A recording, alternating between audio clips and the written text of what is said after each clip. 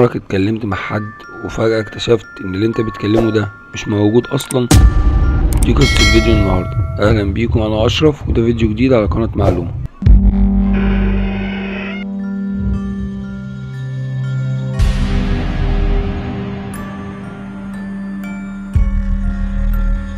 الحكاية بتبدأ لما واحدة تقرر تسيب بيتها وتنقل لبيت في مصر القديمة. بعد ما نقلت وقعدت كام يوم، واقفة في يوم في بلكونتها بالليل لقيت جارتها اللي في وشها واقفة، فقعدوا يتكلموا مع بعض وبدأوا يتكلموا أكتر وأكتر لحد ما بقوا قريبين من بعض، بقوا صحاب تقريبا. وكل يوم تطلع الست في نفس الوقت من بعد المغرب تلاقي صاحبتها واقفة لها، ويقعدوا يتكلموا بالساعات لحد ما الفجر يجي عليهم والاتنين يخشوا. وفضل الوضع ده مستمر لحد سنتين تقريبا، لحد ما في يوم الست دي نزلت السوق وسألت على جارتها لأنها كان بقالها يومين تلاتة ما شافتهاش. سأل واحدة جارته: ما تعرفيش اللي ساكنة قدامنا هنا مختفية فين؟ أصل بقالي كام يوم ما بشوفهاش، وعمري ما شفتها في السوق ولا مرة، ولا شفتها حتى بالنهار، وطول الوقت البيت عندها شكله كئيب. كل ما ابص بالنهار احس ان البيت كأن ما فيهوش حد. ما تعرفيش ايه هي فين او ايه اللي حصل؟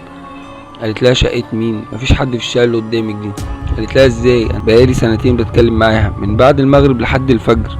وكانت المفاجأة لما الست قالت لها ان البيت ده مفيهوش حد، فالست اتفاجئت جدا. قالت لها: ازاي؟ امال انا كنت بكلم مين؟ قالت لها: البيت ده كان حصل فيه حادثة زمان، ان قامت فيه حريقة.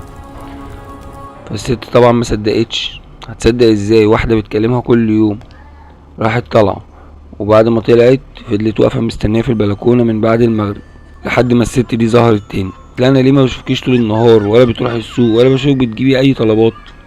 راحت الست قايله لها: بحكم شغل جوزي، لان جوزي بيشتغل طول الليل وبيبقى موجود طول النهار، فانا ما بنزلش بالنهار، وهو بيجيب لي معاه طلباته. طبعا في البداية الست بدأت تصدق، لكن لما سألت جارتها تاني وقالت لها على اللي حصل، قالت لها: انا بقولك مفيش حد في البيت ده.